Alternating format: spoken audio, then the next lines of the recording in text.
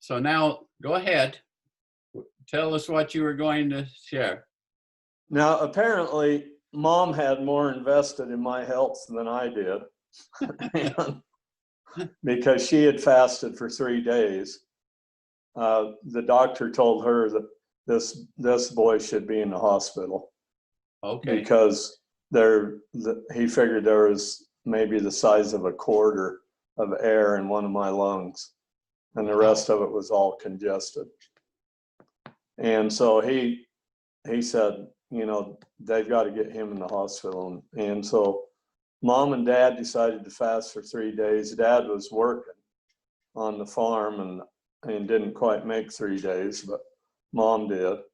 And then, as far as I know, that was the end of it. Went back to the doctor, and he said, Doris, I don't believe this. I must have read it wrong. The congestion's all gone. And so, and the fact that I grew up and became a fairly decent distance runner kind of proved that my lungs were fairly good. Yes. And so it's interesting to look back, but I can see that Mom was much more desirous that I stay healthy than I was. So. Well, in my memory, it seems like you might have had a small case of polio when you were a kid. Have you ever heard anything about that? Never heard anything about that. Wow. Okay. Uncle But Clarence. that's interesting that Mom chose 3 days for a fast. I wonder why she chose 3 days. Never did ask her that. But that's a wonderful blessing, isn't it, for your health? Yeah. Mm-hmm. Wow. I had something else come to mind, and now I can't remember what my question was.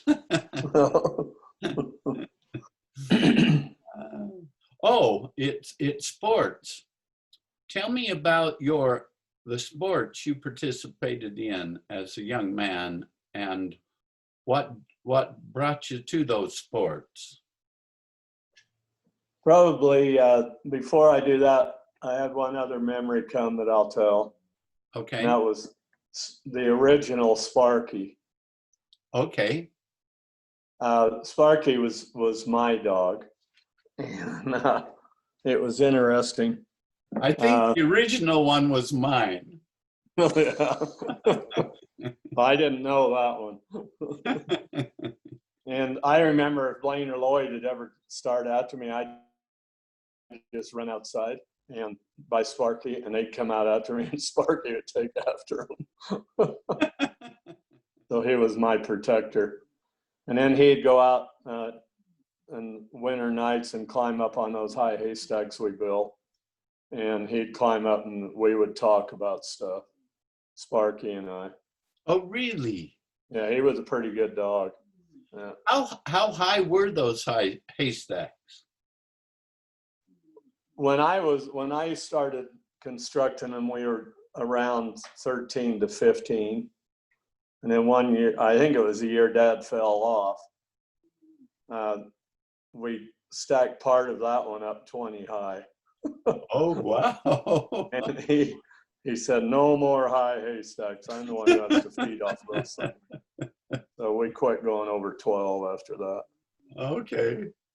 Oh, 12, so for 1 year at least, you got it up to 20 for part of the stack. But we had that good elevator, and I learned how to stack hay from the neighbors.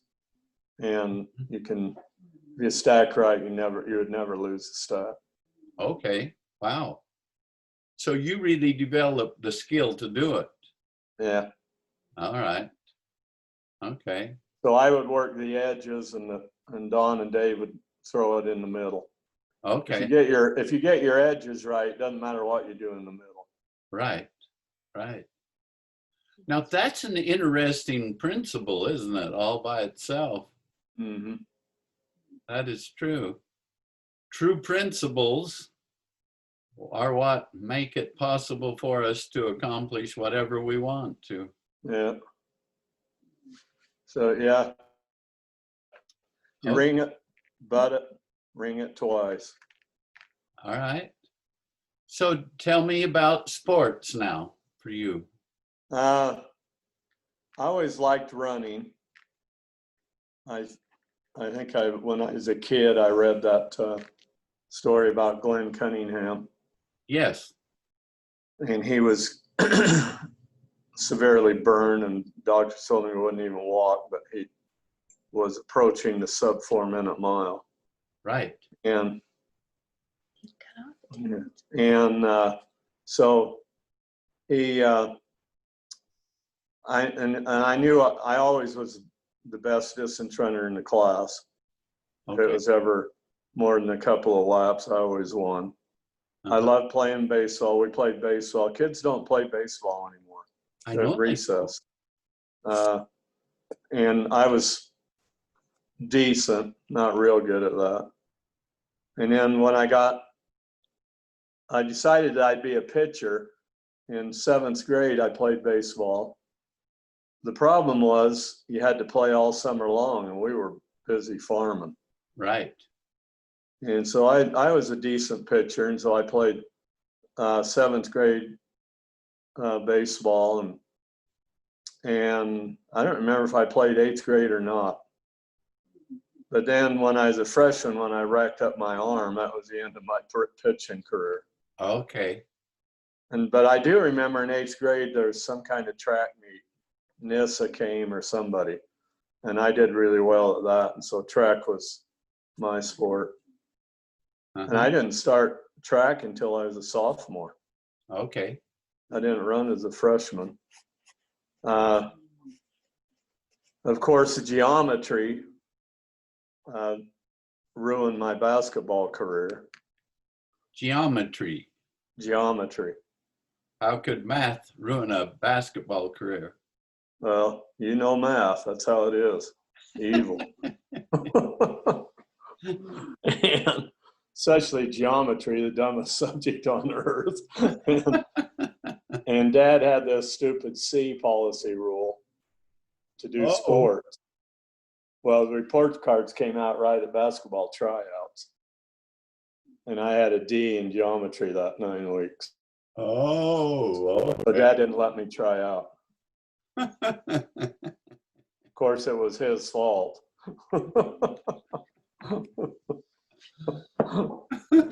And so that was the end of my basketball career. And so I just focused on track from then on. Okay. Now, after you, of course, your other brothers continued to do the track. Mm-hmm. So did they run with you when you would run around the 4 miles or anything? I don't like remember. Seemed like Don may have. He was 4 years younger, so.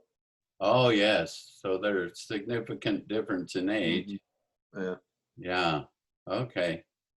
Yeah, I went to school one spring. I think we'd only been in track for a couple of weeks.